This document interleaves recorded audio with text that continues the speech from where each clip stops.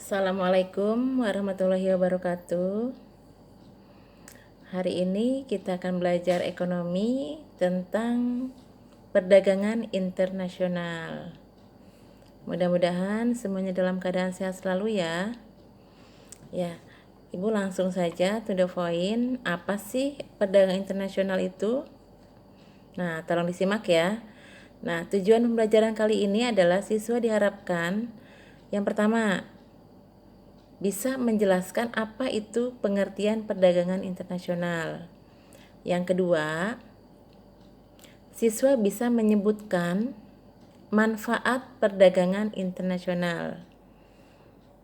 Yang ketiga, siswa dapat menyebutkan faktor pendorong perdagangan internasional. Yang keempat, siswa dapat menyebutkan faktor penghambat perdagangan internasional. Yang kelima, siswa diharapkan bisa menjelaskan perbedaan antara teori keunggulan mutlak dengan teori keunggulan komparatif. Simak ya paparan daripada penjelasan tentang perdagangan internasional. Nah, perdagangan internasional adalah kegiatan tukar-menukar atau jual beli barang atau jasa yang terjadi antara dua negara atau lebih yang tujuan utamanya adalah mencari keuntungan. Oke, paham? Tujuan utamanya adalah mencari keuntungan. Oke, kita langsung saja yang kedua. Atau mungkin sebelumnya jual beli barang antar negara. Nah, istilah lainnya adalah ekspor dan impor. Ekspor artinya adalah menjual barang dari dalam negeri ke luar negeri. Sedangkan impor adalah membeli barang dari luar negeri ke dalam negeri. Oke ya. Kita masuk ke manfaat. Manfaat sebenarnya banyak, tapi bukan batasi dengan 3 saja. 3 manfaat daripada perdagangan internasional. Yang pertama adalah menjaga stabilitas harga. Yang kedua, menambah devisa negara. Ketiga, memperluas lapangan pekerjaan. Nah, itulah manfaat daripada perdagangan internasional. Jadi harga bisa stabil. Kalau misalkan kita tidak sanggup untuk memproduksi sendiri, maka kita lebih baik tadi adanya impor. Atau kalau kita kebanyakan barang, harus adanya ekspor. Nah, dengan adanya perdagangan internasional ini akan menambah devisa negara. Kalau hasilnya adalah ekspornya bagus ya.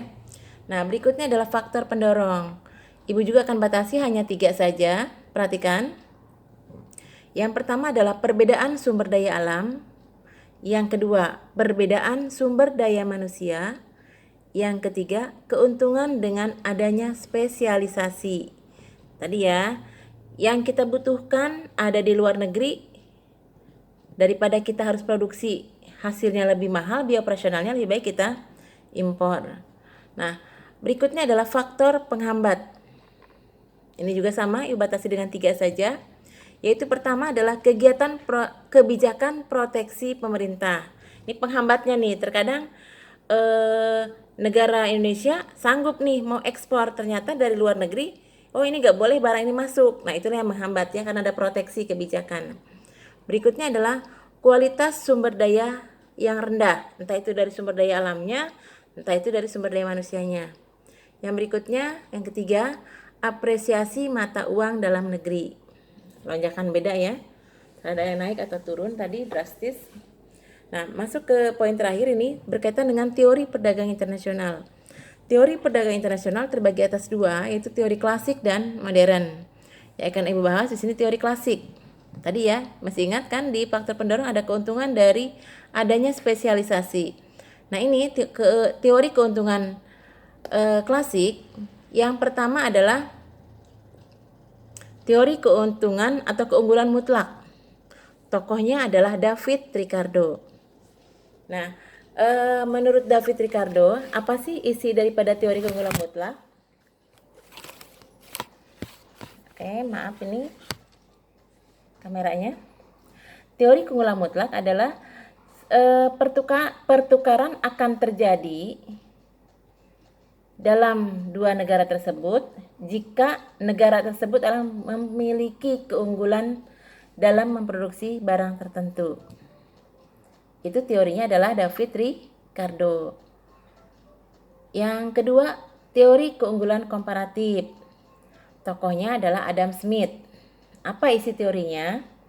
Jadi menurut Adam Smith, keunggulan lebih besar pada satu jenis barang yang dibandingkan dengan barang yang lain. Nah, itulah paparan daripada materi perdagangan internasional. Silahkan disimak, diperhatikan tadi paparannya.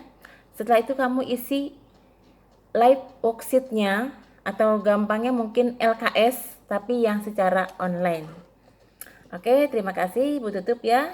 Assalamualaikum warahmatullahi wabarakatuh.